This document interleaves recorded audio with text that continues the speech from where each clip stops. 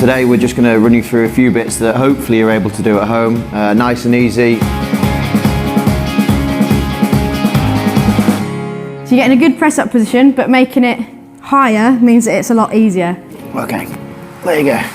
So obviously just making sure that your bum's not like this and your leg's not straight and going like that because you'll hurt your back. Just make sure your core's activated, pretty much like you've got a flat line going from your back of your heels straight to your shoulder blades.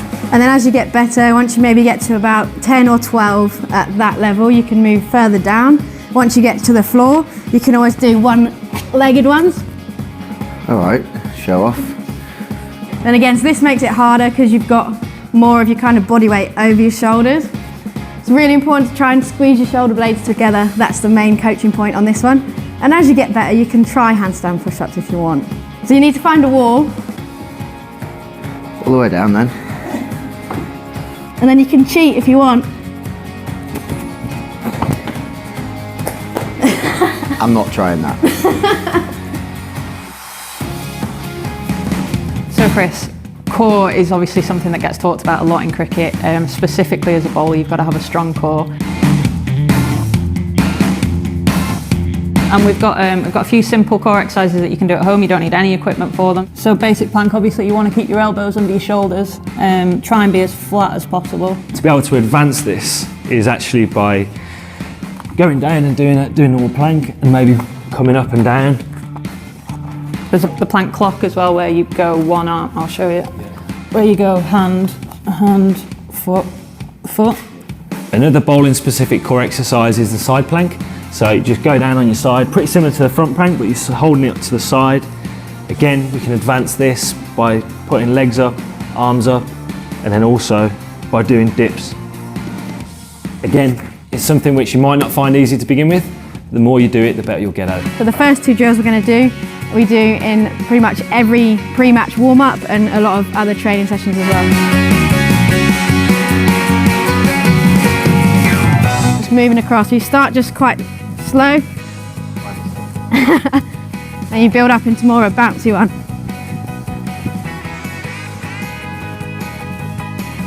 And then a progression on that once you've done them. Something that I personally do for my keeping just to activate my legs, so you can get down into keeping position and then land again in that keeping position. Alright guys, we've got some weights here now. I'm going to give you a little taster into what I kind of do. You can use whatever you want, I think whatever.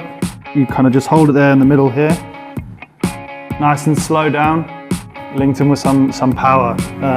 You can change it to as many as you want. You can do 4, you can do 2, you can do 20 if you want. It depends what your body wants to go through. I've come into the house a few times and seen the missus there with our baby just kind of squatting away, smiling at her and having a good time and lunging, and I'm like, what are you doing? And then this one basically is just, you stand here like that, and then, but that there you'll do for about 20 seconds, 8 each side or whatever, and it gets a pretty nasty burn in here. It's horrible actually.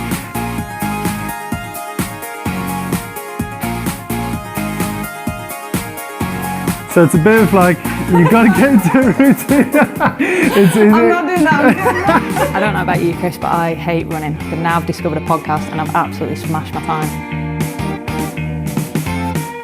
As bowlers in the England team, we have to do a 2K time trial. It's not the most pleasant thing to experience. We try and do it in under 8 minutes. A very good score is under 7.5 minutes. We've started doing 4Kers at the minute. Again, we aim for 20 minutes. A good time would be 19 minutes. That you can do anything. You can go out, like Chris said, you can go out in the park, you can go out in your garden, whatever it is. As long as you're getting your 20 minutes in, it'll make a big improvement. To show you some tips on how to warm up. Me and Kate are obviously bowlers, and this is a big part of us getting going before a game. Obviously your sides are really important as a bowler, so the one that we use a lot of the time is rotations. Swinging them quite strong from side to side, followed by some overhead stretches. Obviously you're going to go into more of a specific bowling routine, so this follows your action a little bit more.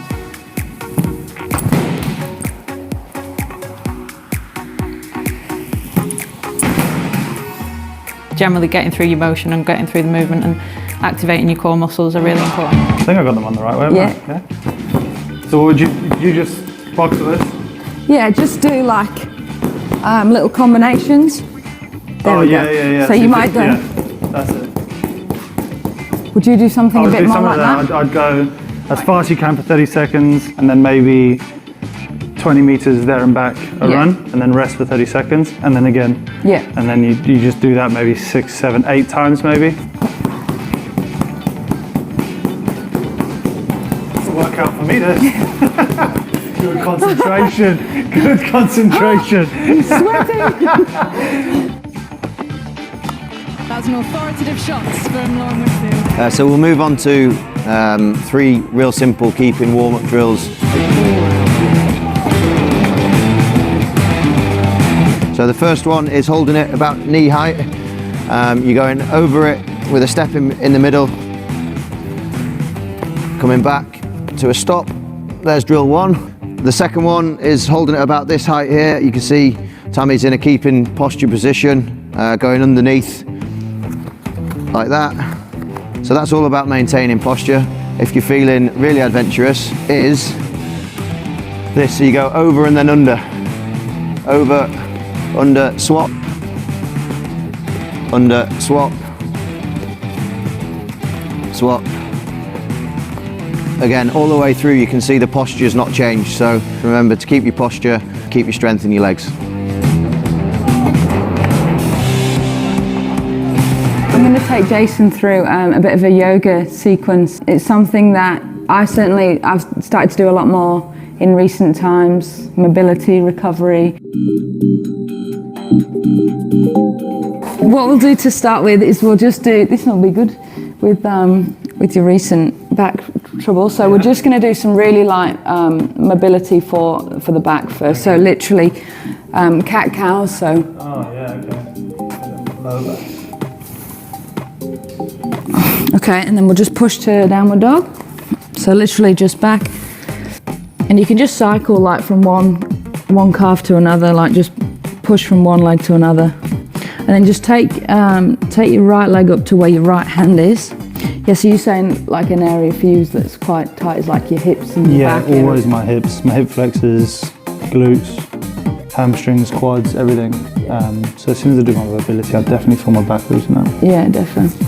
What do you find like? Do you find you get more sore in the field or more sore with the turns and stuff with batting? I don't know. I think the next day definitely batting, but I think after like 50 overs in the dirt is a long time. Yeah. Can be quite sore. But to be honest, if I have a long batting, like a net session, I tend to struggle because you're constantly in that squatting position. Yeah, yeah. Just step into the middle. In a game, you get a bit out of a break. To the side, that one. This is like, you look real yogi now. Zen. Yeah. I like it. Peace of I feel mind. like a guru. It's not easy. I'm shaking. Yeah. And then go back down. We'll go back into downward dog. Yeah, I always find as well, like sometimes in the field, because it's more unpredictable movements. Yeah. That you get quite, Yeah. you can get quite sore. How many times a week would you do a yoga session? If you just go and I'd try, like I would aim for minimum in season. If you just rest that through there. I would say like minimum try and do 1 a week, half an hour session. You should be able to find half an hour of your It's easier week. when you're actually, it's better when you're on tour really, because Yeah. a lot of, There's nothing you're to on do. for half the day, aren't you? And then you get Yeah. half the day to yourself. Well, I guess that's the case with most things, isn't it? It's just like buying those little windows. Yeah. Okay, and then if you just go back onto your heels, it's really good one for your back. Nice stretch for your back. I guess it's hard for people that you've got a 9 to 5 job during the week, you're working all day, then you've got a cricket game on Saturday. Maybe the Sunday could be a perfect opportunity just to, in the morning, wake up and do it. But it's like the same with your food prep, isn't it? You're buying yourself, what, 15, 20 minutes to get massive benefits from it? Feel good now. Yeah. Yeah, it's definitely something that I need to kind of get into, and like everything else, and once you're in the zone, you can do it. Good habits, isn't it? That's it, good habit. So Chris, obviously you've not got, your training regime differs from day to day. You're playing games, you're playing one days and 2020s and test matches. So how would your diet vary from day to day? Particularly on a game day, particularly breakfast, as I said, needs to be quite carb heavy. Make sure we get enough on board to fuel for quite a long period of the day. And then post-game, one day or a test match, I'll take on the bigger recovery protein shake. Being a bowler with my output being quite large, still need to make sure I get enough calories on board. In the last 2-3 years, I've really got into my nutrition, and before that, I was a little bit kind of reckless with it.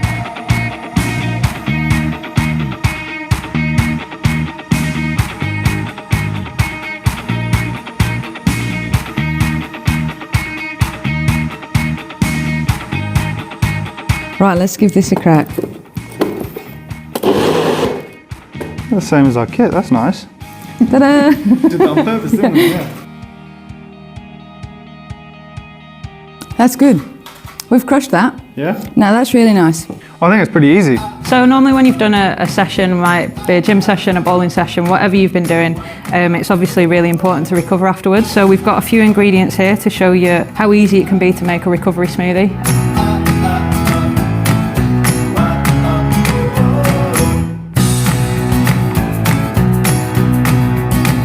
Blend it all together. It's good to me. That's that. Any good? Yeah, very good. Around gym sessions, around game times, even in particular as a bowler, get it down you and get refuel. I think obviously the most important thing with nutrition and stuff is the preparation. So we're just going to show you something here that you can probably get together the night before.